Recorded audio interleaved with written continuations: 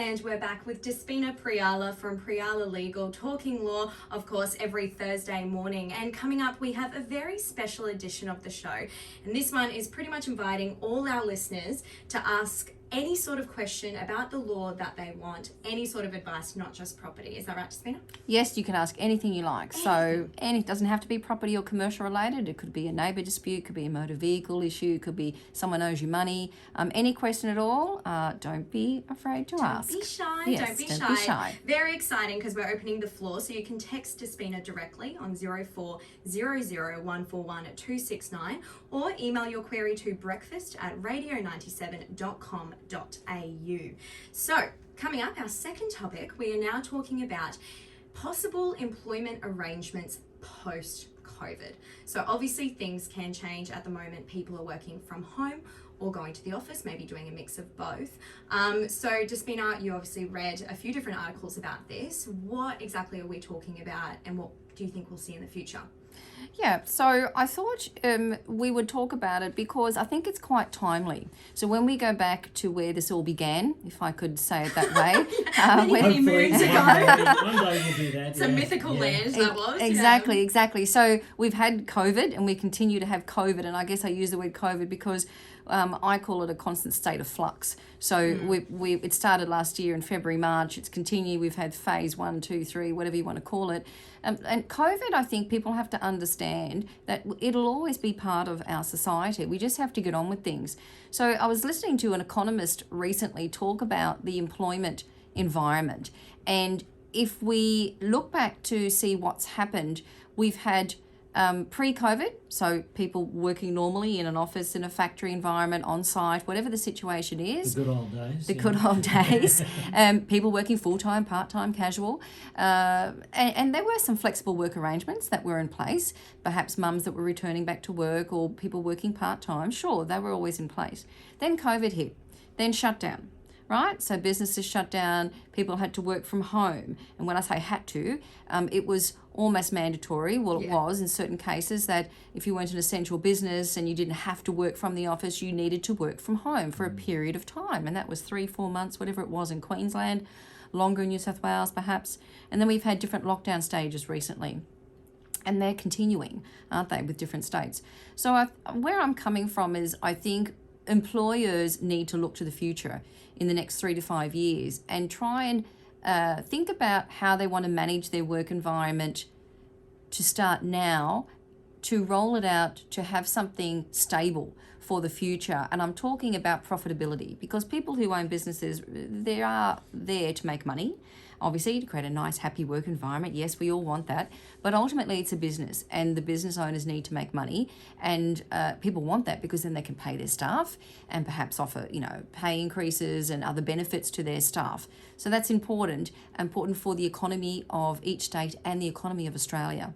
So when we talk about that, a lot of people are still saying, oh, it's best to work from home.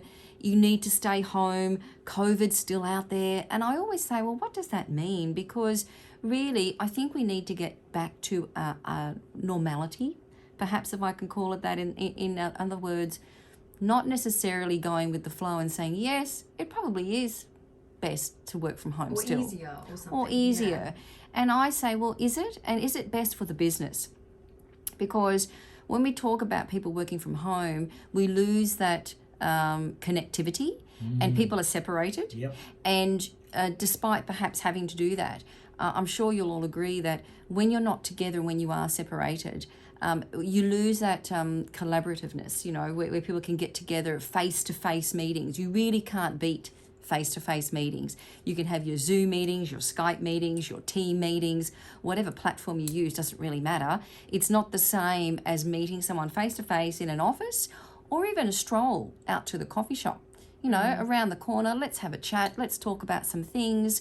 What do you think about this idea? I think that. You bounce ideas off each other and you can't beat that face-to-face connectivity.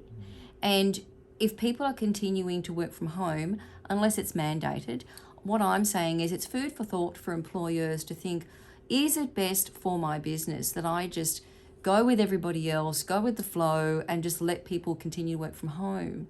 Well, if you don't have to by law, because you're not in a lockdown, you need to start making inroads to changing your work environment, to perhaps making people integrate back into the workplace, because it's going to be best for you in the long-term future, in my view, because as I said, you can't beat face-to-face connectivity.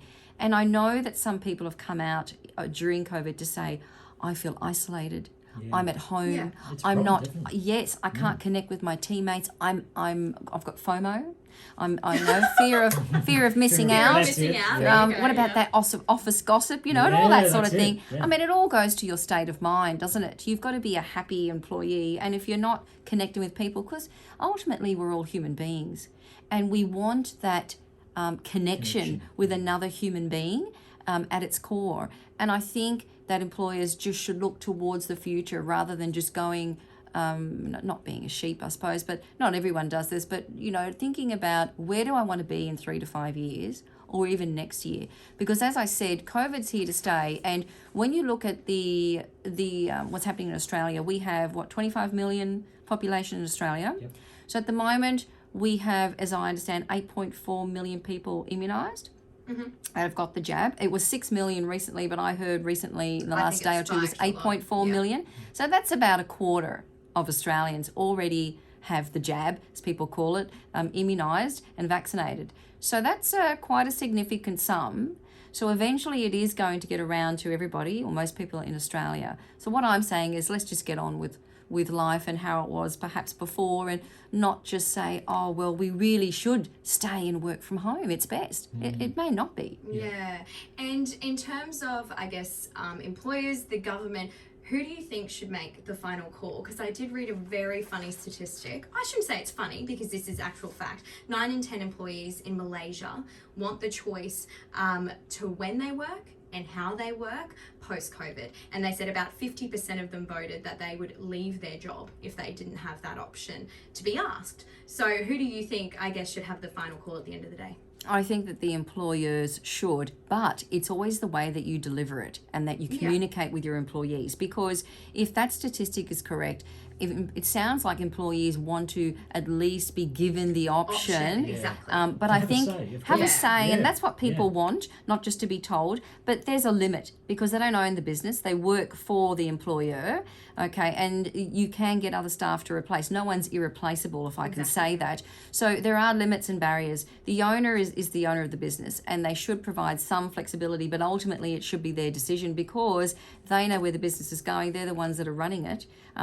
So why should it be left so solely with the employers? I don't think that's the right situation. And Despina, I think, well, we've learnt many things over the past 18 months, perhaps things that we hadn't even contemplated before. But one of the things that struck me is that people and businesses have been able to make changes, perhaps changes that we never thought possible. And the Zoom meeting is a classic example. Working from home is a classic example where previous to March last year, oh no, you can't work from home. There's no way we can do that. And suddenly within weeks, everyone could do it.